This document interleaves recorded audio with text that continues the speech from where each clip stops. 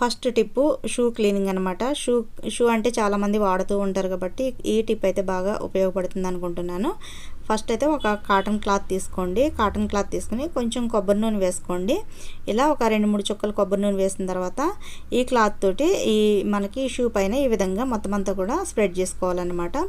ఇలా స్ప్రెడ్ చేసుకుంటే మీకు ఈ షూస్ అనేవి కొత్తగా వస్తాయి. స్కూల్ పిల్లలవి అలానే ఆఫీస్కి వెళ్ళే వాళ్ళు ఎవరైనా సరే లెదర్ షూ ఉంటే ఈ విధంగానే క్లీన్ చేసుకోండి. చాలా కొత్త వాటిలా మెరుస్తూ ఉంటాయి. ఇలా మనం నైట్ అంతా కూడా నైట్ క్లీన్ చేసి పెట్టేసుకున్నాం అంటే పొద్దున్నకి ఆరిపోయి చాలా నీట్గా ఉంటాయి. కాబట్టి ఇలా చేసి చూడండి. ఈ టిప్ అయితే చాలా బాగా ఉపయోగపడుతుంది. రెండిట్లకి కూడా మీరు తేడా చూడొచ్చు. ఇప్పుడు దాన్ని కూడా అదే విధంగా మనం మొత్తం అంతా క్లీన్ చేసి పక్కన పెట్టేసుకుంటే కొత్త వాటిలా మెరుస్తూ ఉంటాయి. చూడండి చక్కగా అయిపోయాయి అనమాట. ఇప్పుడు సెకండ్ టిప్ వచ్చేసి రిమోట్ క్లీనింగ్. ఈ బటన్స్ ఉంటాయి కాబట్టి కొంచెం కష్టంగా ఉంటుంది. ఒక టూత్ బ్రష్ తీసుకోండి. ఇలా బ్రష్ తీసుకుని దీనిపైన ఈ విధంగా మొత్తం అంతా కూడా రఫ్ చేసుకోండి. ఇలా మొత్తం క్లీన్ చేసుకుంటే రిమోట్ లోపల ఉండే మట్టి అంతా కూడా పోతుంది.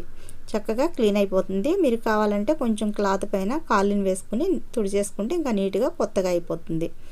ఇంకొక టిప్ వచ్చేసి బొమ్మల క్లీనింగ్ అండి. ఇలా మట్టి బొమ్మలు తీసుకునేటప్పుడు చాలా సెన్సిటివ్గా ఉంటాయి. ఇలాంటివి కొంచెం క్లీన్ చేసుకోవాలంటే కొంచెం మనకి సాఫ్ట్గా ఉండే బ్రష్ తీసుకోవాలి. ఇలా నేను పెయింట్ బ్రష్ తీసుకుని ఇలా మొత్తం అంతా కూడా క్లీన్ చేసుకోవాలి. క్లాత్ అయితే మనకి మూలల వరకు వెళ్ళదు కాబట్టి ఇలా ఒక బ్రష్ తీసుకుంటే ఎడ్జెస్ వరకు కూడా క్లీన్ చేసుకోవడానికి నీట్గా వస్తుంది. ఇలా హోల్స్లోని ఇంకా ఎడ్జెస్లోని అన్నీ కూడా చాలా క్లీన్గా అయిపోద్ది అనమాట. ఈ బ్రష్ లోపలికంటే వెళ్తుంది కాబట్టి క్లీనింగ్ అనేది చాలా ఈజీగా ఉంటుంది.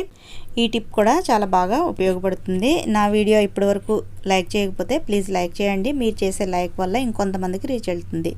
ఇప్పుడు దువ్వాన్ క్లీనింగ్ అండి. దువ్వాన్లు అనేవి ఎంత శుభ్రంగా ఉంటే హెయిర్ అనేది అంత శుభ్రంగా ఉంటుంది. ఒక బేషన్ తీసుకుని కొంచెం నీళ్ళు కొద్దిగా సర్ఫ్ వేసుకోండి. సర్ఫ్ వేసుకున్న తర్వాత బాగా వేడిగా ఉన్న హాట్ వాటర్ని ఇందులో వేసేసుకోండి. ఇలా వేడి నీళ్ళు పోసిన తర్వాత ఇప్పుడు ఈ దువ్వాన్లన్నీ కూడా ఇందులో వేసేసుకోవాలి. ఇంకేమీ పని ఉండదండి. ఇలా వేసేసుకున్న తర్వాత కొద్దిసేపు వదిలేసుకుంటే మనకి నీళ్ళన్నీ కూడా చల్లగా అయిన తర్వాత ఈ దువ్వాన్లన్నీ కూడా తీసేసి మళ్ళీ మంచి నీళ్ళతో 2-3 సార్లు వాష్ చేసుకుంటే సరిపోతుంది. అంతేనండి, చాలా సింపుల్గా అయిపోద్ది అనమాట. ఇలా క్లాత్లో వేసి తుడిచేసుకున్నామంటే కొత్త వాటిలా మెరిసిపోతూ ఉంటాయి. మనకి దువ్వాన్లు ఎంత క్లీన్గా ఉంటే మన హెయిర్ అంత బాగుంటుంది. ఒకళ్ళ దువ్వాన్ ఒకళ్ళు కూడా వాడుకోకుండా ఉంటేనే బెటర్గా ఉంటుంది. ఒకళ్ళలో తలలో ఉండే చుండ్రు ఒకళ్ళకి వెళ్ళిపోతూ ఉంటుంది. కాబట్టి దువ్వాన్లు కూడా సెపరేట్గా ఉండేటట్టుగా చూసుకోండి. ఇంకా ఇంకొక టిప్ వచ్చేసి మనకి కాలిన్ ఉంటుంది కదండి. అది అయిపోయిన తర్వాత మనం ఆ బాటిల్ని పడేసుకోకుండా ఇలా ఉంచుకున్న తర్వాత దాచిపెట్టుకుని ఇందులో కొంచెం వాటర్ వేసుకోండి. ఇలా వాటర్ వేసిన తర్వాత ఏదైనా ఒక షాంపూ తీసుకుని కట్ చేసి ఇందులో వేసేసుకోండి. సగం షాంపూ వరకు ఇందులో వేసుకోండి. ప్రతిసారి కాలిన్ తెచ్చుకోవాలంటే కొంచెం కాస్ట్ కూడా ఎక్కువ అవుతుంది. అలా కూడా కాకుండా మనకి షాంపూతో కూడా చాలా నీట్గా క్లీన్ చేసుకోవచ్చు. ఇప్పుడు దీన్ని మూత పెట్టేసుకుని బాగా ఒకసారి బీట్ చేసేసుకోవాలి.